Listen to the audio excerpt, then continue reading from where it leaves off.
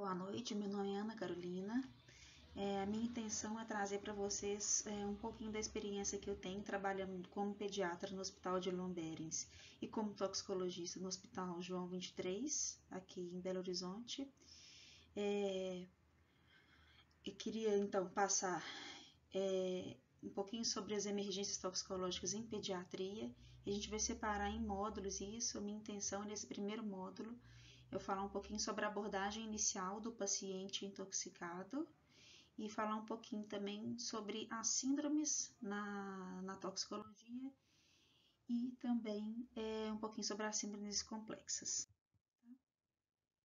Então, a abordagem inicial do paciente, a gente vai falar sobre como fazer essa primeira avaliação e estabilização. A gente vai falar um pouquinho sobre descontaminação do trato gastrointestinal. A gente vai falar sobre reconhecimento da toxicíndrome. Depois a gente vai falar sobre, baseado nesses sinais e sintomas que o paciente apresenta, como que a gente pode fazer para identificar um agente e assim conseguir fazer um tratamento adequado. Então, quando a gente fala da abordagem inicial do paciente, essa primeira avaliação, ela não tem nada de diferente de qualquer avaliação de qualquer paciente numa emergência. É seguir o ABCDE, avaliar se ele tem via aérea pérvia e se não tiver a gente tem que agir logo quanto a isso, ver como que está o padrão respiratório desse paciente, se ele precisa de receber algum suporte, avaliar o hemodinâmico do paciente e agir, pegar um acesso, nunca esquecer de fazer glicemia capilar desse paciente, deixar ele monitorizado, identificar um eletro, né? E, não menos importante, avaliar esse paciente, como está o sensório dele, né? E para a gente poder agir nesses mecanismos que inicialmente são ameaçadores da vida. Na sequência, depois que a gente já tentou ali estabilizar tudo que poderia ser ameaçador para esse paciente, baseado naqueles sinais e sintomas que o paciente nos apresentou, a gente pode começar a identificar a toxíndrome, né? Cada toxíndrome, ela normalmente nos dá a dica de qual agente que pode estar agindo. E aí eu começo a pensar em como vai ser minha conduta, já começo a pensar se eu preciso de fazer algum antídoto ou não, né? Além desses sinais e sintomas, a gente também tem que começar a pensar em exames específicos para esse paciente. E uma coisa que eu acho muito importante a gente discutir, além de identificar a síndrome, quando eu vejo que é uma síndrome toxicológica, muitas pessoas imediatamente pensam em, então, vão fazer a descontaminação, principalmente do trato gastrointestinal. E aí a gente vai dar uma pincelada nisso nessa abordagem, nessa aula também, tá? Para desmistificar que intoxicação é igual a descontaminação gastrointestinal. Isso é importante. Enquanto um médico avalia esse ABCDE desse paciente, pensa nas toxíndromes, é muito importante, principalmente em caso de intoxicação, envenenamento, a gente avaliar o que aconteceu, qual foi o cenário desse paciente. Então, uma abordagem simultânea, ou outro profissional aborda, ou então a gente aborda depois que a gente estabilizar o paciente, é importante para que ele acompanhe, tanto com o acompanhante quanto com o pessoal que chegou lá na cena para socorrer esse paciente, né? Então, é importantíssimo essas dicas para a gente. Como que começou todos esses sintomas do paciente, como e quando, histórico de alergia desse paciente, histórico de medicamento, o que ele usa e o que outras pessoas que moram lá no domicílio usam, história pregressa desse paciente, inclusive não só de doenças que nos dão dicas de medicamentos possíveis, mas também de história pregressa de tentativa de autoextermínio e outras intoxicações. Alimentação, se esse estômago desse paciente pode estar cheio ou não. E como é que foi o evento? O que aconteceu? O que tinha lá na cena? Tinha cartela, tinha líquido, tinha vômito, se tinha, quanto que ainda estava restante, o que eu tinha de, no pior dos cenários, né? O que estava vazio lá para considerar que ele tomou aquilo tudo. O tempo entre o chamado, a hora que aquele paciente acionou o socorro, a última hora que aquele paciente foi visto bem até a hora dessa chegada, né? E como é que foi que se desenvolvendo os sinais e sintomas desse paciente. Isso é importantíssimo a gente saber. Depois que a gente passa dessa fase, então, de fazer a abordagem inicial, de eliminar tudo que é ameaçador à vida desse paciente, de colher alguns exames, principalmente glicemia, outros, né, gaso, dependendo ali do que eu encontrei do meu paciente. Conversei com familiares, entendi o que tinha acontecido ali, qual foi o histórico. Eu tenho que pensar se nesse paciente eu vou precisar de fazer uma descontaminação.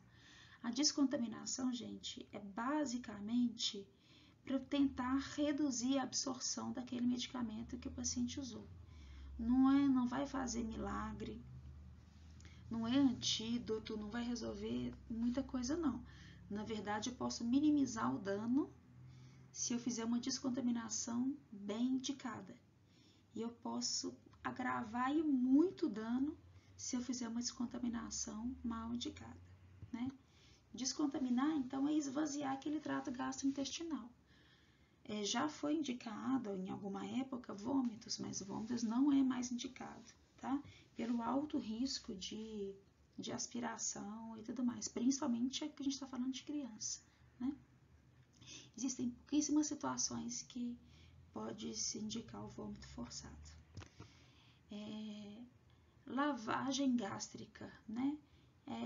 Eu pegar uma sonda adequada, quando eu falo adequada, é com um calibre adequado para eu poder fazer a limpeza daquilo que ainda está no estômago daquele paciente, né? Mas a gente sabe que mesmo a gente fazendo isso em um tempo rapidíssimo, lembra que o paciente tem que ingerir, tem que acionar o socorro tem que chegar, você tem que fazer aquela primeira abordagem do paciente, né? Aquela monitorização, oferecer tudo que ele precisa. E aí, quando eu vou pensar na descontaminação, quanto tempo já passou? Será que tem alguma coisa ali naquele estômago? Então, por isso que a lavagem gástrica, cada caso vai ser uma coisa para a gente se pensar, vai ser uma indicação diferente. Mas o objetivo é isso, com uma sonda a gente esvaziar aquele conteúdo gástrico e jogar o soro fisiológico ali e coloca soro, tira soro, coloca soro, tira soro, até esse conteúdo sair translúcido. Quer dizer que eu consegui tirar tudo que estava ali no estômago para minimizar a absorção dele lá no intestino. A gente vai falar mais sobre isso na nossa aula prática, tá? E o carvão ativado. Carvão ativado é um produto que tem uma alta superfície de contato e aí o objetivo dele é absorver, é abraçar todo aquele conteúdo que está no estômago ou que ainda está no intestino, que ainda não entrou em contato com a parede intestinal e foi absorvido. Então, se eu abraço isso, eu acabo impedindo que ele seja absorvido e ele vai sair nas fezes intactos, os comprimidos, né? Absorvidos pelo carvão ativado. Esse que é o objetivo, tá? Mas, eu falei, cada caso é um caso, porque eu tenho que tomar muito cuidado para não trazer um dano para o paciente. Existem várias contraindicações para esse tipo de abordagem, né? Uma delas é se meu paciente não protege via aérea. Tudo bem que eu já tinha que ter corrigido isso lá no ar, quando eu abordei esse paciente. Mas imagina um paciente que está sonolento, é um paciente que está tendo crises convulsivas, e aí eu introduzo uma sonda, que inclusive pode fazer um reflexo de vômito, ou eu passo um carvão ativado e esse paciente aspira, né?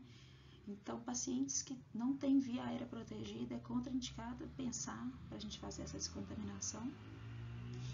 E outra, muitos medicamentos e muitos produtos, eles não são absorvidos com carvão ativado. Então, quando eu jogar o carvão ativado lá no trato gastrointestinal do paciente, vai ficar carvão para lá e alguns produtos para cá, por exemplo, produtos ácidos, produtos básicos, álcool, hidrocarbonetos, metais, eles não são dissolvidos em carvão ativado, então não adianta eu expor o paciente a esse risco, tá? Se esse paciente foi exposto ao risco dessa descontaminação, tanto a sondagem quanto a administração de carvão ativado, detalhe, para administrar carvão ativado a gente não precisa ter a sonda, né? A gente pode inclusive dar via oral para esse paciente. Enfim, de qualquer maneira, uma vez que eu introduzo que eu faço, né, a sondagem ou o carvão ativado, esse paciente está em risco de fazer uma pneumonia por aspiração, está em risco, se ele tiver alguma lesão, de eu fazer uma perfuração ou de esôfago ou de estômago, está em risco de fazer todas as complicações de uma resposta vagal, né? Na hora que eu coloco o soro ali para tentar depois aspirar esse soro e puxar os medicamentos, na hora que eu coloco esse soro, faço uma pressão, eu posso inclusive impulsionar toxinas que ainda estavam ali no estômago, impulsiono toxinas para o intestino e assim elas vão ser rapidamente absorvidas.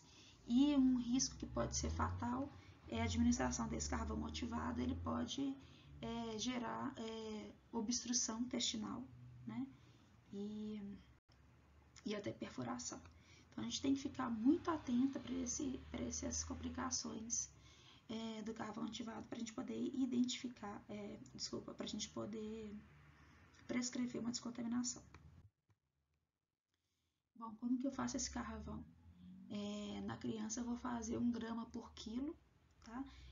Só para falar aqui, a gente tem várias literaturas que diferem sobre isso. Essa é uma maneira que, por exemplo, a gente faz no nosso serviço. Dose de criança é 1 grama por quilo e a gente vai usar ao máximo 5 gramas, tá? Que equivalem naqueles serviços que não vem dosado o carvão. Tem serviço que já vem o sachêzinho, o pacotezinho lá, falando quanto que você tem de grama de carvão. Se você não tem, 6 colheres de sopa equivalem a 50 gramas de carvão, tá? Pouquíssimos medicamentos eu vou ter que fazer dose de manutenção. Quer dizer, faço aquele ataque e depois, a cada 4 horas, eu faço mais uma dose de carvão. Pouquíssimas indicações existem para isso. Se eu fizer dose de manutenção, eu vou usar metade da dose, tá? Quando que eu vou fazer isso? Se por um acaso eu tenho um medicamento que eu sei que ele faz, por exemplo, uma recirculação enterohepática. Ou se eu tenho um medicamento que eu sei que quando ele for absorvido, um dos sintomas dele vai ser retardar a motilidade do trato gastrointestinal. Então, muita coisa foi absorvida, vai causar esse efeito de redução do peristaltismo, da motilidade do trato gastrointestinal, ou seja, muito medicamento ainda vai ficar ali no trânsito. Então, às vezes eu posso fazer mais de uma dose de carvão para recuperar esse medicamento e evitar que ele seja absorvido, tá? Deixei os exemplos aqui de carbamazepina, fenobarbital e ácido valproico. Como que eu vou diluir esse pó? Sempre a gente usa 1:4. Então, se eu uso 10 gramas de carvão, eu vou usar 40 ml de soro fisiológico, de água bidestilada, glicose hipertônica, né? Lembrando que muitas vezes eu vou fazer isso via oral para o paciente, eu posso tentar escolher algo mais palatável para ele. Deixei aqui nesse desenho como que a gente faz o carvão ativado. A gente dilui o carvão ativado num frasco, né? Tantos gramas de carvão para 4 gramas de água, e aí, ou de soro fisiológico, enfim. E aí eu acoplo isso na sonda nasogástrica, se eu for fazer por sonda nasogástrica, a este paciente, tá certo? E aí, eu gosto de colocar aqui o que eu tenho que levar em consideração para prescrever uma descontaminação do trato gastrointestinal. E eu considero que existem mais ou menos 3 pilares para eu pensar. O primeiro dele é o tempo, né? Alguma coisa vai ficar naquele estômago para eu lavar, para passar uma sonda e tirar daquele estômago passados 1 hora do acidente? Sim, vai ter casos que sim, mas, por exemplo, caso que aquele medicamento que eu falei, que reduz muito o peristaltismo do paciente, E se o paciente tomou foi líquido, nossa senhora, em menos de 30 minutos eu não tenho mais nada ali. Então o tempo, normalmente a gente usa esse tempo de até 1 hora para descontaminar, mas cada caso vai ser um caso. Outra coisa que é muito importante é eu saber, esse meu paciente, ele tem condições de receber uma sonda, de ser prescrito um carvão para ele? Será que ele não está ficando sonolento demais? Ele não está tendo crise convulsiva? Principalmente aqueles sinais que eu sei que o paciente pode perder a proteção de via aérea, né? Será que ele já não está vomitando demais? Se ele já está vomitando, ele já está se descontaminando, né? Como é que eu vou fazer uma sonda, passar um carvão oral que seja para um paciente que está apresentando vômitos? Então, eu tenho que entender esse paciente, como é que ele se apresenta naquele momento, se ele consegue receber esse procedimento. E uma outra coisa que é muito importante também é, esse medicamento vale a pena descontaminar? Ah, vale, ele é muito tóxico, mas essa dose ingerida foi uma dose tóxica? Então, a gente tem que estudar tudo isso, tá? Para fazer um procedimento seguro. E lá quando a gente estava fazendo o ABCDE, lá quando a gente colheu a história desse paciente com o familiar e com o socorrista, eu comecei a juntar as peças e entender quais os sinais e quais os sintomas que esse paciente estava apresentando. E baseado nesses sinais e sintomas, eu posso ter uma noção de que síndrome que é essa, tá? Em literaturas diferentes, a gente pode encontrar sugestões de síndromes.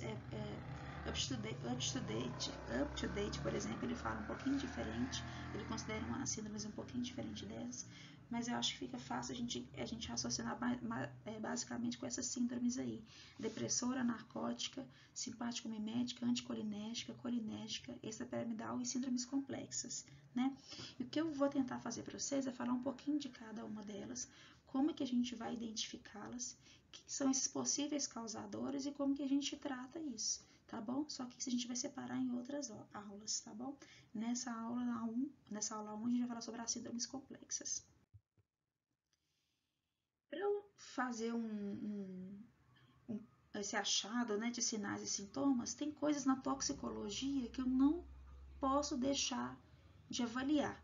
Então, às vezes, a gente pega um caso que falta aí uma avaliação de algumas dessas coisas aí pelo médico assistente, e isso é uma coisa imprescindível para a gente.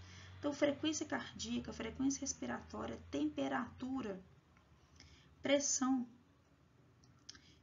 isso é importantíssimo.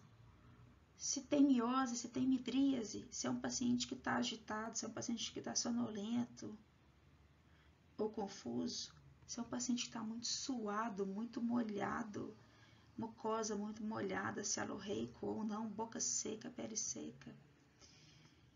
Se a motilidade de trato gastrointestinal dele está acelerada, com diarreia, ruídos, vômitos, ou se não, ele está completamente lentificada, constipado, com retenção. E o tônus, um paciente hipertônico, um paciente hipotônico. Então, essas são coisas que na hora que você for identificar um paciente, você não pode deixar de passar. E aí eu vou começar a encaixar esse paciente nas toxicíndromes. Eu coloquei aqui 3 exemplos. Uma síndrome depressiva, né? O paciente está todo deprimido, ele tomou algum depressor. Quando eu for olhar a pupila dele, pode ser que não tenha muita dica para mim. Mas normalmente ele está mais hipotenso, está mais bradicárdico, está mais bradipneico, pode fazer até apneia. Pressão dele ou é normal ou está mais hipotérmico, tem peristaltismo reduzido e está todo brad, né? Existem alguns depressores que na criança pode causar até uma agitação paradoxal, mas a gente vai falar sobre eles em especial, tá? Mas então, normalmente, uma síndrome depressiva é o paciente todo brad. Uma síndrome narcótica, ela é muito semelhante. Normalmente, o paciente fica todo brad também, mas a pupila nos dá uma dica. Normalmente, é uma miose pontiforme. A frequência cardíaca, normalmente, é uma bradicardia bem importante. Bradipneia é importante também, cursa muito com apneia. E depressão do sensório e hiporreflexia, comum na síndrome narcótica. Já uma síndrome simpático-mimética, aquela catecolamina faz uma midríase no paciente, deixa ele mais agitado, mais hipertenso, mais agitado, tudo muito taque, suando demais, uma boca muito molhada, uma agitação muito importante, ele vira um super-homem ali, muito forte, às vezes muito associada à agressividade, tá bom? A síndrome anticolinérgica, a pupila já me dá uma dica ali, normalmente é paciente em midríase, né? É um paciente que pode ter uma pressão normal, mas tende a fazer mais um ataque cardíaco, uma hipertensão, frequência respiratória já não me diz tanto, a temperatura já é uma temperatura mais aumentada, mas a pele dele já é uma pele seca, às vezes fica até uma pele meio avermelhada, um rubor facial, com uma boca seca, tá? Peristaltismo reduzido, então cheio de constipações, retenção urinária, constipação intestinal, tá? E o sensório dele não é nem torporoso, nem muito agitado, igual o super-homem agressivo, não. Normalmente é uma alucinação, uma confusão mental, um delírio, assim, mais do bem. Já a síndrome colinérgica, então é a acetilcolina ali agindo na fenda sináptica, uma pupila miótica, normalmente uma frequência cardíaca mais baixa, coloquei variável, mas normalmente tende ali a bradicardia, exacerbação de glândulas, aquele paciente molhado, cialorreico, broncorreico, sudoreico, com muitos vômitos, com diarreia, com fasciculação. E normalmente alerta. Na criança, às vezes a gente encontra uma paciente mais sonolenta, mais torporoso. O adulto normalmente não altera muito o padrão sensório, não. E a síndrome extrapiramidal normalmente tem dados vitais normais, mas é um paciente que tem algumas distonias importantes, né? Ele vem com umas rigidezes de cervical, fica com um torcicólogo, não consegue falar, fica todo travado, fica com o sinal da roda dentada, fica com um distúrbio de marcha, né? Então é assim que a gente pode reconhecer esse paciente. E aí, quando eu consigo entender mais ou menos que síndrome que é essa, aí eu falo assim, nossa, então eu já posso pensar em alguns medicamentos, posso até fazer uma investigação lá com os acompanhantes se eu tenho esses medicamentos específicos em casa, né? Então, um paciente todo deprimido, eu sempre tenho que pensar nos benzodiazepínicos, o fenobarbital, que faz um coma barbitúrico, o álcool, né? Que faz um rebaixamento sensório importante também, e hidrocarbonetos, tá? São solventes, que normalmente o pessoal, criança tem em casa, criança adora, cheira e ingere, né? Esse aí faz rebaixamento sensório. Síndrome narcótica tem que lembrar muito dos opioides, né? Alguns medicamentos antigamente usados na pediatria para justamente tentar reduzir a motilidade do trato gastrointestinal, a gente tem que pensar também. Simpático mimético, a gente vê muito broncodilatadores em criança, mas descongestionantes nasais que tem ação alfa-agonista, e adolescentes e adultos, e muitas vezes criança também, que pega lá divertidamente drogas, principalmente cocaína, muito comum. Tá? Se eu reconheço uma síndrome anticolinérgica, eu tenho que pensar nos antidepressivos tricíclicos, que são muito prescritos. Tem que pensar em antihistamínicos de primeira geração, também ainda muito prescritos para criança. Alguns antiespasmódicos, algumas plantas. Na síndrome colinérgica, tem que pensar em produtos que o pessoal usa de maneira errada e ilegal para matar rato. Síndrome extrapiramidal, eu tenho que pensar na metoclopramida, que não deveria ser usada por crianças, e tem que pensar em alguns antipsicóticos, né, que são usados pelos familiares, às vezes até para criança mesmo, e isso pode causar síndrome extrapiramidal. Então, só uma pincelada aí nessas síndromes, nos seus possíveis agentes, que a gente vai falar de cada um deles nas próximas aulas. E aí, hoje eu vou falar da síndrome complexa, né? E aí eu comecei, quando eu fui falar de síndrome, eu falei que o exame toxicológico, eu tenho que ficar muito atenta para esses parâmetros, e a síndrome complexa, ela tem esse nome justamente porque esses parâmetros, eles não estão todos normais. Então, eu não vou reconhecer nada nesse paciente. Então, ficou difícil para mim, né? Eu recebo um paciente que inicialmente não tem nada de alterado, eu não consigo encaixar ele em nada, eu tenho que lembrar das síndromes complexas. E quando eu falo de síndromes complexas, a primeira agente que eu tenho que falar é o paracetamol, tá? Muito prescrito e muita gente não sabe o dano que esse medicamento pode causar. Então, nós profissionais de saúde, a gente tem que ficar bastante atento para a dose correta que a gente vai prescrever, ensinar a mãe como que ela vai administrar, falar que não, apesar de ser um medicamento que tem livre compra nas farmácias, ele não é isento de riscos, tá? E uma coisa que eu não posso deixar de falar a gente recebe muito caso de meninas jovens, né, ainda crianças, que procuram modos de tentativa de autoextermínio na internet, e paracetamol é uma coisa muito prevalente que a gente vê, que elas encontram essa informação e a gente vê nos pronto atendimentos tentativa de autoextermínio por mulheres jovens com paracetamol. Então a gente tem que ficar sempre atento com esse tipo de intoxicação, né? O paracetamol em doses terapêuticas é um medicamento muito seguro.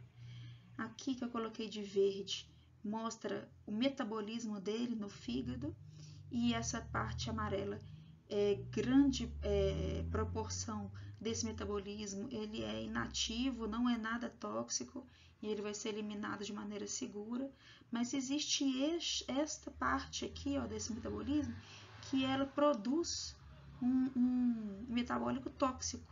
Essa é a parte tóxica do metabolismo do paracetamol. E aí, então, como é que acontece? Uma parte ela vai ser eliminada ali sem nenhuma relevância clínica, eliminada na urina, inalterada, sem sofrer metabolismo nenhum. Outra parte sofre metabolismo, mas não é tóxico, é metabólico inativo, vai ser eliminado na urina sem problema nenhum. Já aquela outra parte que eu falei para vocês, existe ali uma questão de lesão hepatocelular, tá? Mas a gente tem um mecanismo que é o glutatión, e ele vai converter isso que é hepatotóxico num metabolismo atóxico e pronto, vai ser eliminado sem risco. Então, sim, é um medicamento seguro em doses terapêuticas, tá? O problema é quando a gente faz uma superdosagem daquilo. Vai ter uma hora que eu vou precisar do glutatión para fazer essa conversão para esse metabolismo atóxico, e esse glutatión não vai estar mais disponível para mim, porque eu já consumi tudo. Então, vai sobrar ali aquela forma hepatotóxica, e aí que está todo o grande problema da superdosagem do paracetamol. Tá? Então, a lesão hepática é porque eu esgoto a minha reserva de glutatión. E eu não preciso de uma dose alta para que isso aconteça. Em criança, eu considero uma dose de 200 mg por quilo de paracetamol para já causar um dano hepático. Em adulto, eu considero uma dose de 10 gramas, tá? Pensando que o comprimido tem aí 750 mg, se eu tomo aí 12 comprimidos, eu já chego muito próximo, eu já até atinjo a dose tóxica em um dia, tá? Então, é muito curto o espaço entre a dose terapêutica e a dose tóxica. E aí, o paracetamol, a gente pode falar que a intoxicação, o mecanismo de intoxicação dele, a gente usa aí a cronologia para falar o que está acontecendo, né, como que é a fisiopatologia dessa hepatotoxicidade, e aí eu consigo esperar o que eu vou ter de clínica, o que eu vou ter de alteração laboratorial e como que eu posso agir, tá bom? Então, a primeira fase é aquela fase nas primeiras 24 horas, que pode ser que o paciente tenha alguma manifestação inespecífica de trato gastrointestinal, mas pode ser que ele fique assintomático também. Então, é uma fase muito perigosa, tem que investigar muito se não tem chance de ter sido a intoxicação por paracetamol, se não tem cartela disso aí vazia em casa, porque o paciente pode não me trazer nenhum sinal, nenhum sintoma. E certamente o exame laboratorial ele vai estar normal, né? Eu ainda não tive tempo para aquele metabólito começar a fazer uma hepatotoxicidade que vai me apresentar com alterações de enzimas, né? A única coisa que eu consigo fazer nessas primeiras 24 horas é, se eu tiver a chance, se no meu hospital tiver um nível sério de paracetamol, eu consigo dosar. E aí é a única coisa que eu consigo fazer, tá? Bom, sei que esse paciente tomou dose tóxica, né? Acima de 200 miligramas por quilo ou acima de 10 gramas. Então, o que eu posso fazer nessa fase inicial? Uai, se eu estou naquela primeira hora, eu posso tentar uma descontaminação do trato gastrointestinal. Lembrando que criança está muito exposta a medicamentos líquidos. Depois de 30 minutos não vai ter nada de líquido ali naquele estômago para lavar, não. Tá certo? E posso pensar também no antídoto, na N-acetilcisteína, tá? E o que eu posso pedir de exame? Na verdade, só vai ser funcional para mim se eu tiver um nível sérico. Não adianta eu sair pedindo provas de lesão função hepática, elas vão estar normais.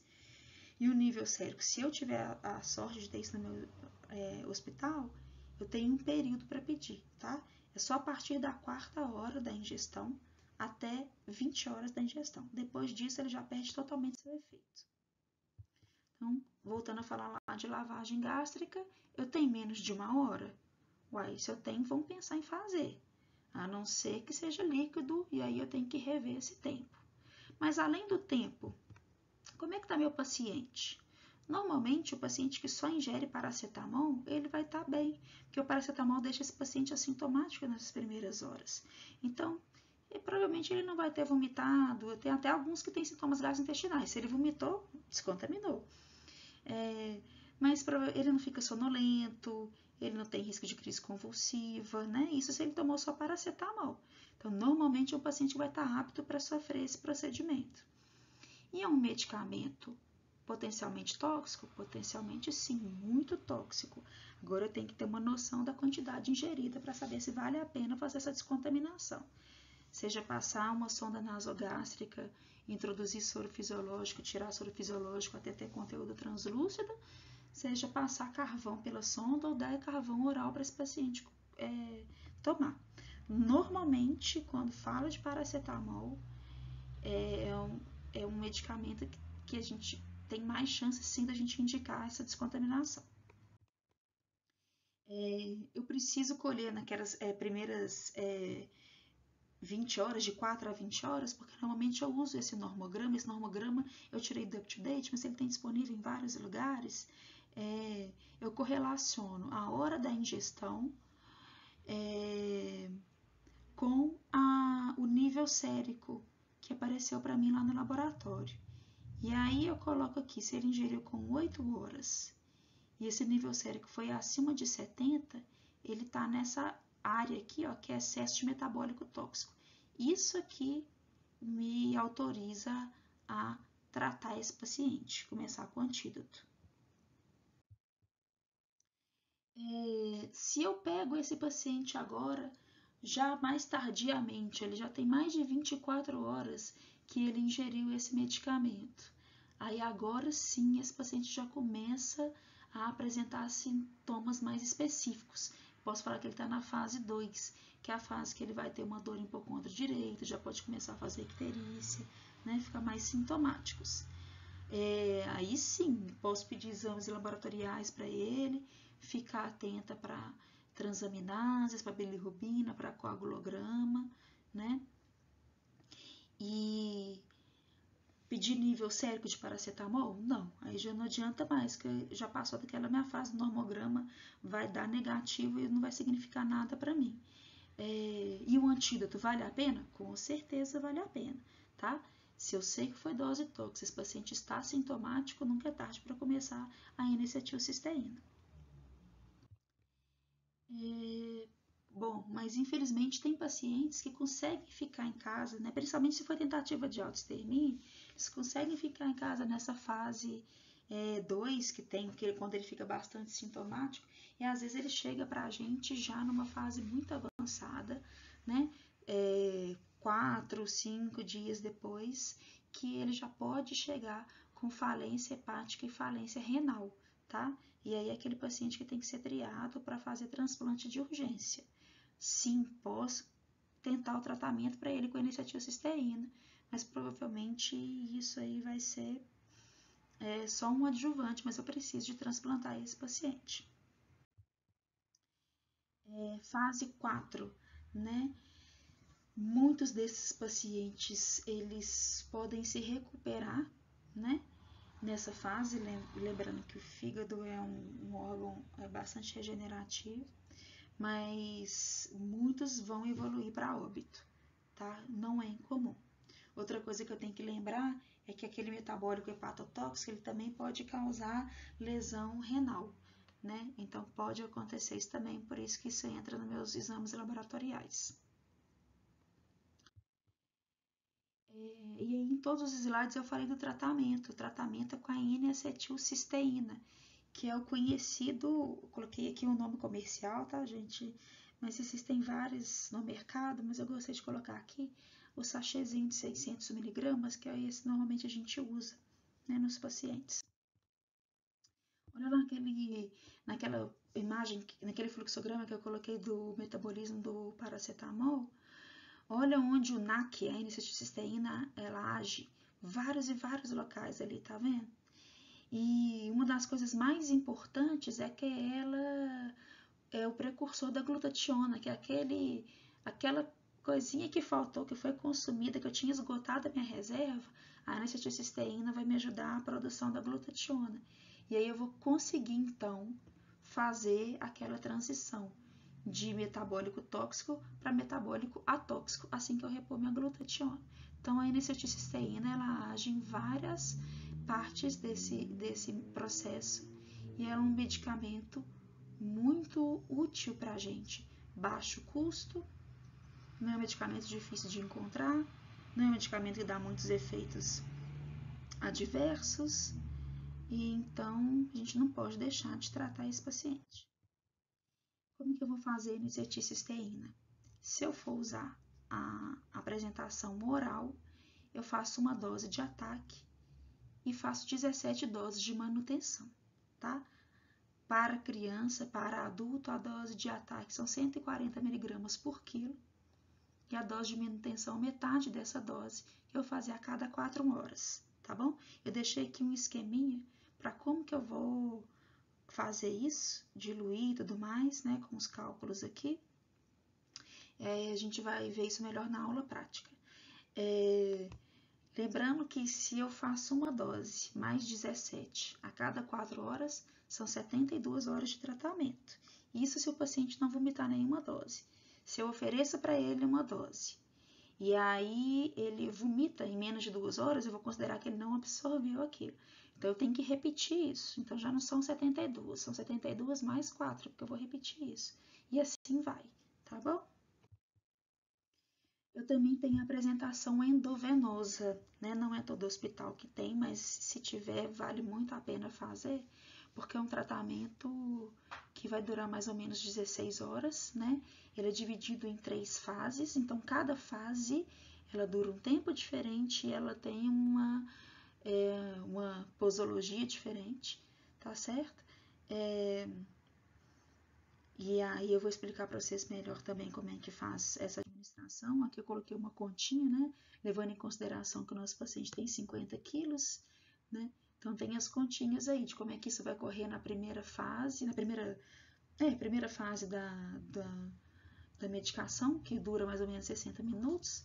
Na segunda fase eu uso uma outra dose, e isso aí vai durar mais ou menos umas 4 horas de infusão. E na terceira e última fase eu vou usar uma outra dose, e isso vai durar aí mais ou menos 16 horas de administração. É assim que a gente faz a N-acetilcisteína endovenosa. Deixei um caso clínico aqui para a gente raciocinar sobre ele. É uma paciente jovem, ela foi admitida lá no pronto atendimento, falando que foram 6 cartelas de paracetamol às 5 horas, né? Ela tem 50 quilos e ela fala que a única coisa que ela ingeriu foram esses medicamentos. Então já tem 5 horas e ela já chega para mim com náusea, vômito, dor abdominal difusa, né? que é isso? 6 cartelas. Quantos comprimidos tem cada cartela? Então, eu vou lá no familiar, vou lá no socorrista, quem estava lá na cena, encontra aí para mim. Porque paracetamol, cada laboratório tem sua cartela diferente. Então, eu descubro que cada cartela dessa criança tinha 10 comprimidos, né? De 500 miligramas, então eu sei que ela ingeriu 30 gramas. Isso é muito, muito tóxico. Lembrando, peso de adulto, né? Eu posso considerar que a dose tóxica para ela seria acima de 10 gramas. Então, o que eu vou avaliar? 30 gramas tóxico, há mais de 5 horas. Exame físico sem alterações. Então, o que eu posso pensar para essa paciente? Obviamente, ele chegou lá no pronto atendimento, eu vou fazer o ABCDE dela, eu vou monitorizá-la, eu vou pegar um acesso, eu vou fazer um eletro, eu vou fazer uma glicemia. Todo paciente é igual, independente se for intoxicação ou não.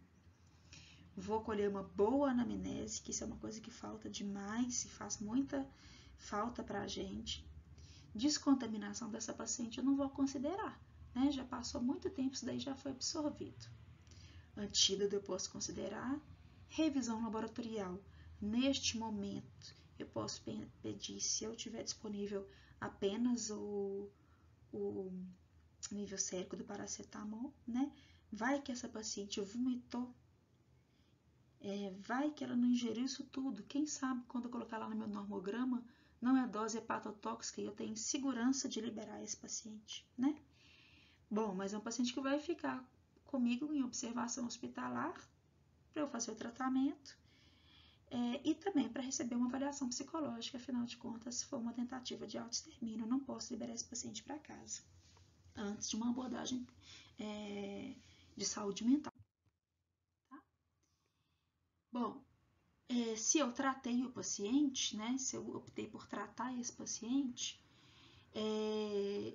vai ficar comigo pelo menos 72 horas. Diariamente eu vou fazer revisão laboratorial dele para ver como é que está essa lesão em função hepática. Eu só vou liberá-lo se já está em exames em melhoras, se os exames já estiverem em melhora, né? E se eu não tiver nenhuma injúria renal associada. Sempre eu tenho que lembrar da avaliação psicológica e psiquiátrica, e esse paciente pode ir embora e eu peço para ele fazer um retorno no centro de saúde ou comigo mesmo depois de 2 semanas para eu reavaliar essa questão de hepatotoxicidade dele. Então, mais ou menos essa condução do nosso paciente vítima da intoxicação por paracetamol. Aí eu vou dar uma pincelada muito rapidinha de outro medicamento muito importante na pediatria, que também faz parte das síndromes complexas, que é o ferro. Né? Então, ferro já foi o grande vilão de mortes na Europa e nos Estados Unidos. Medicamento amplamente prescrito. E aí, então, tinha muitos casos de envenenamento. E aí, a FDA começou a traçar estratégias para minimizar esses acidentes. Então, um rótulo que criança não consegue abrir, se você vai liberar ferro, você não libera vários comprimidos de uma vez, isso vai ser liberado com regra. Não tem mais aspecto bom para a criança, para ser atrativo para a criança. Então, várias mudanças foram feitas. Também orientar os pais que não é um medicamento isento de risco, que tem que ficar guardado direitinho. Principalmente porque os estudos mostravam que a grande maioria dos pacientes, das crianças intoxicadas, eram crianças que tinham recém-nascido em casa, porque a mãe estava fazendo lá a suplementação de ferro. Então, sempre tinha esse ferro disponível.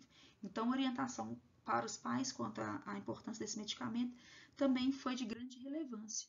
E a exposição, os acidentes, né, na verdade, reduziram demais com essas mudanças que eu considero básicas, né, para aquisição do medicamento. Mas aqui no Brasil é diferente. A gente não chegou nessa fase, na verdade tem até portaria que pediu para mudar as embalagens e tudo mais, mas isso é coisa antiga que nunca foi para frente. Na verdade eu vejo o caminho inverso, né? Eu vejo coisas deliciosas, sabor doce de leite, sabor brigadeiro, pastilhas que são super atrativas, né? Então, não é incomum a gente ver criança pegando aí esses polivitamínicos que contém ferro ou o próprio ferro mesmo para ingerir, porque é altamente, tanto o gosto quanto o visual é bem atrativo, né? E aí, isso é muito, muito grave, né? A superdosagem de ferro, ela faz uma lesão importante, né? Que causa aí um estresse oxidativo importantíssimo, com inibição de enzimas, com lesão celular, com acúmulo no tecido e sintomas gravíssimos e altamente letal, né? A gente considera uma dose altamente tóxica quando a criança ingere acima de 60 miligramas por quilo de ferro elementar. Lembrando que cada apresentação de ferro que a gente tem disponível no mercado tem uma porcentagem de ferro elementar diferente, né? Mas é sabido que ingestões acima de 20 miligramas por quilo já pode causar sintoma, tá? Mais grave mesmo acima de 60 miligramas por quilo, né? E o que eu vou esperar desse paciente? Começa tudo ali com lesão do trato gastrointestinal, ruptura e lesão mesmo da mucosa por esse estresse oxidativo, e aí o ferro livre na corrente sanguínea vai liberar muito H+, então já começa a fazer uma acidose, fazer edema cerebral, pode ter alteração de sensório e instabilidade hemodinâmica por vários mecanismos, tá? Então essa é a gravidade, né? Um alerta para a gente, se a gente conseguir dosar o nível sérico acima de 500, a gente considera também como altamente tóxico. Bom, a gente, pensando na fisiopatologia desse envenenamento, foi distribuído aí 5 fases, tá? Mas isso daí, na prática mesmo, normalmente quando é uma intoxicação muito grave, essas fases se misturam e o paciente começa a ficar mais crítico logo lá na fase inicial, né? Mas normalmente o ferro se comporta assim. Inicialmente, o paciente pode ficar assintomático, e se ele tiver assintomático, isso é uma boa notícia para a gente, mas ele já pode começar com vômitos, dor abdominal, né? Uma diarreia. E se isso for mais intenso, se for uma ingestão mais grave, aquele acima de 60 miligramas por quilo, ele já pode cursar com acidose, letargia, choque, que é altamente mau prognóstico, tá bom? Então tem essa primeira fase, que é a fase de sintomas gastrointestinais. Nessa fase, vale a pena, se o paciente tiver condições, de eu tentar uma descontaminação, mas aí aquilo tudo que a gente já conversou.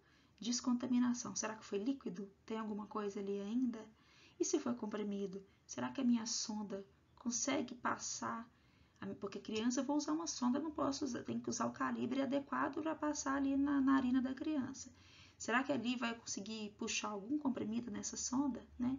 E carvão ativado vale a pena? Não, porque o ferro é um metal, não absorve carvão ativado, tá bom? Então, tem que pensar nisso com parcimônia na descontaminação e já começar com sintomáticos, já começar com hidratação para esse paciente. Né? Então, foi a observação que eu fiz aqui sobre lavagem gástrica, né? Tanto medicamentos, apresentação líquida, quanto ingestão de comprimidos que não conseguem passar no diâmetro da sonda. E lembrando que se tiver sintomas ausentes nessa fase, isso significa bom prognóstico. Posso pedir, a partir da 4ª hora, nível sérico de ferro. Lembrando que se for acima de 300, eu já vou ficar muito atenta com esse paciente. Acima de 500, eu já considero que é uma intoxicação muito grave. E claro, se eu falei que pode cursar com choque, com sangramentos, com acidose, eu tenho que fazer um exame laboratorial mais completo nesse paciente. Se por um acaso eu tenho uma apresentação de comprimidos, existem algumas formulações que a gente pode fazer um raio-x e esses comprimidos são radiopacos. E aí me dá uma ideia de localização e se vale a pena descontaminar. Descontamino, depois eu posso repetir essa imagem, ver se eu conseguir esvaziar bem ali meu estômago, né? Mas também dá uma ideia se eu posso tentar fazer o polietileno glicol para tentar acelerar esse trânsito aí para conseguir eliminar mais rapidamente, tá? Então são algumas alternativas que eu tenho aí para descontaminar esse paciente. A fase 2 é chamada de fase latente. Tem esse nome porque normalmente os sintomas gastrointestinais, eles dão uma trégua, eles somem. Mas só que a lesão, se for um paciente grave, a lesão continua. Então, normalmente o paciente não fica totalmente assintomático. Ele pode não ter sintomas gastrointestinais, mas ele vai estar mais letárgico, taquicárdico, em acidose. Então, quer dizer, não deixou de ser grave esse paciente, mas também existem aqueles pacientes que ficam assintomáticos, que novamente significa um bom prognóstico, tá? Provavelmente a lesão se resolveu ali e essa quantidade talvez não foi acima de 60 miligramas por quilo. Tem a terceira fase, né? Que é a fase de acidose metabólica. Então, o paciente cursa com hipovolemia, vasodilatação, baixo débito cardíaco, isso vai gerar uma hipoperfusão, isso vai gerar uma acidose. A coagulopatia vai piorar sangramento, que vai piorar a hipovolemia, associada à alteração de sensório. Então, é um paciente realmente muito grave. Eu coloquei ali 12 a 72 horas, lembrando que se for uma ingestão de muita quantidade, isso pode acontecer logo lá no início. O que eu tenho para fazer para esse paciente é cuidados intensivos, tratamento suportivo, e aí esse paciente grave eu posso pensar no quelante do ferro. A fase 4 ela é mais tardia, é uma ação direta nos hepatócitos, tá? Então, ali por acúmulo de ferro, eu começo a cursar com hepatotoxicidade. O que eu tenho para fazer, então, é exames laboratoriais lembrando disso. E se o paciente sobrevive a tudo isso, eu tenho que lembrar que lá tardiamente, ele pode começar a sofrer as consequências daquela primeira fase ali, quando fez aquele estresse oxidativo no trato gastrointestinal e eu fiz lesões. E aí, quando elas vão cicatrizar, elas podem cursar com estenose e até obstruções, tá certo? Então, essa é a última e quinta fase dessa intoxicação tão grave.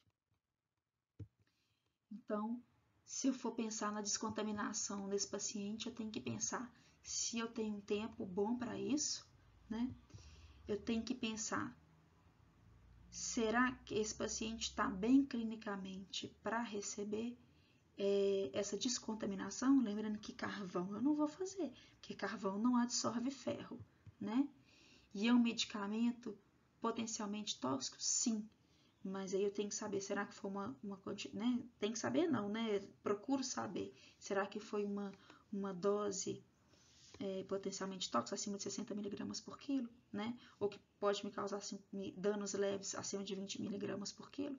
Abaixo disso, eu não preciso pensar em intoxicação, não preciso fazer todas essas manobras com o paciente, não. Menos de 20 miligramas por quilo. E aí, se eu penso no quelante, a deferoxamina, eu vou usá-la se eu tiver sinais de envenenamento grave ou se eu vou considerar o uso dela se eu colhi o nível sérico ali daquele paciente após a 4ª hora de intoxicação, e é um nível sérico que a gente colhe e a gente vai repetindo esse nível sérico para ver se está ascendente, né? E se eu tiver um nível acima de 500, eu tenho que considerar usar a deferoxamina, tá? Lembrando que a gente tenta começar com a dose mínima, que é de 5 miligramas por quilo, e vai tateando isso, colhendo o nível sérico de ferro, ver se isso aí está em redução, sempre atenta para sinais de reação adversa do medicamento, que é quando eu tento, então, reduzir a dose. E o ideal é que eu não use esse medicamento, eu não faça essa infusão a mais do que 24 horas. Tem outras maneiras, né? Numa intoxicação muito grave, aquela criança que está crítica no CTI, posso pensar em hemodiálise, não para remoção inicial lá do ferro, que ela não é eficaz, mas depois para todas as consequências que esse ferro pode causar, e exsanguínea transfusão. Eu copiei esse fluxograma para depois vocês olharem com calma lá do Goldfrank, no capítulo de ferro, tá? Que achei legal porque ele coloca aqui, ó, menos de 20 miligramas por quilo, tá assintomático? Às vezes a gente também não pode confiar tanto nisso, né, gente? Às vezes a gente fica à mercê lá do familiar que fala, não, foi quase nada. Mas é bom, claro, né, examinar esse paciente, deixar de observação para garantir se naquela fase inicial ele não vai ter nada mesmo, beleza, libera ele com segurança. Ah, não sei, não tenho certeza ou não, foi mais de 20, né? Aí é um paciente que eu já tenho que segurar ele e ficar bastante atenta. Será que são aqueles comprimidos que eu consigo saber se são radiopacos ou não? Para saber se eu vou fazer lavagem, para saber se eu vou fazer polietileno glicol? É uma coisa que eu tenho que pensar. Ah, não, foi acima de 60 miligramas por quilo. Opa, alarme aí para esse paciente, tá? Bom, tô com esse paciente, tá com sintoma, não tá sintomático não, tem sintomas gastrointestinais. Vamos pensar se para esse paciente vale a pena então fazer um raio-x aí, dependendo de qual apresentação que ele ingeriu, para saber se, né, se for radiopaca vale a pena fazer. E vamos começar a pedir aí então exames para esse paciente. Espero 4 horas, peço o nível sérico de ferro e ele vai me ajudar aqui. Nível sérico de ferro está baixo, o paciente está assintomático, não tem acidose, não tem distúrbio de íons, não tem nada. Posso pensar em liberar esse paciente depois desse tempo de observação.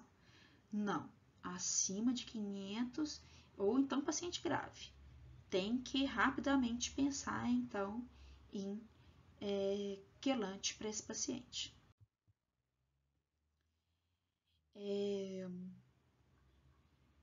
Aí aqui é a parte do fluxograma que fala que é aquele paciente que eu já recebo ele, quero nem saber de nível sérico, não quero nem saber de observação, é um paciente que já está, mesmo com naquela fase inicial, já tem acidose, já tem alteração do sensório, já tem instabilidade hemodinâmica, então já é uma paciente que eu já pressuponho que é um paciente gravíssimo. Então, tem que pensar nele para fazer o quelante, o antídoto de feroxamina.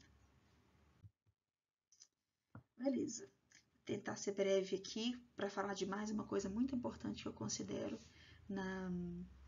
nas síndromes complexas para intoxicação de criança, que são essas balinhas aí, né, que são muito atrativas, que é a naftalina, tá? Naftalina, gente, a gente tem que tomar muito atenção com isso, porque não é incomum esse tipo de ingestão por parte da criança e ela vai causar uma lesão importante, cursando com metamoglobinemia e hemólise. Eu vou falar muito disso daqui na aula prática, tá bom? Então, essa criança eu vou ter que deixar de observação comigo para avaliar isso aqui. E o problema é que isso aqui às vezes não ocorre logo lá na fase inicial. Isso aqui pode ocorrer ainda de maneira tardia, depois de 24 horas, tá bom? Então, esse paciente, se for, eu tenho que pensar na descontaminação, né? O naftaleno, às vezes ele tem outras apresentações, mas se for a bolinha de naftalina, eu tenho que pensar na descontaminação do trato gastrointestinal, pensando que este talvez seja uma das poucas indicações de provocar vômito nessa criança. Tamanha a gravidade se essa criança engoliu algumas bolinhas de naftalina. Lavagem gástrica não vai ter jeito, imagina passar a bola daquela na sonda, né? E carvão ativado é uma coisa que eu posso considerar também. O paciente tem que ficar comigo de observação porque eu tenho que fazer esse rastreio aqui de hemólise e de metamoglobinemia, beleza? Aqui eu coloquei um fluxograma, uma tabela do Goldfrank falando sobre sinais clínicos de metamoglobinemia, né? Normalmente eu vou preocupar com o meu paciente aqui, ó, com um exame que tem acima de 30%, tá? De metamoglobina. E aqui um fluxograma de como que eu posso conduzir esse paciente, tá? Lembrando que eu tenho em pacientes com nível alto de metamoglobina, sintomáticos, eu tenho um antídoto para fazer, que é o azul de metileno, tá? Pode resolver esse meu quadro de intoxicação.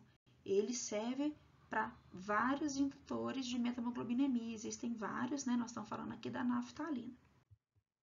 E aí eu vou ensinar para vocês como que a gente descobre se é naftalina mesmo ou se é o para-diclorobenzeno. Porque fizeram no mercado um produto diferente, assim, semelhante com a mesma ação da naftalina, mas ele é muito menos tóxico, olha aqui, ele só causa sintomas gastrointestinais diferentes da naftalina.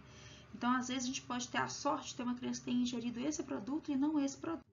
E aí é fácil a gente saber isso? Fácil assim, né? A gente tem que ter o remédio que a mãe tem em casa para a gente fazer o teste de água com sal. Então eu coloco um copo de água, vou colocando sal até saturar essa água, até eu conseguir ver que o sal não está diluindo mais, e aí eu coloco as bolinhas de naftalina. Se as bolinhas do veneno lá que a criança tomou. Se a bolinha flutuar, é naftalina. Se a bolinha for para o fundo do copo, provavelmente é para-diclorobenzeno, tá bom? Essa é uma dica aí que eu tenho, que nós vamos fazer isso na aula prática, tá certo? Então, pessoal, é basicamente isso que eu queria falar com vocês. Espero que tenha sido proveitoso. Fico aí à disposição para a gente discutir, né? Meu objetivo também é fazer algumas questões para ver se a gente conseguiu assimilar bem aí todas essas informações. Então, agradeço a paciência. Até a próxima aula.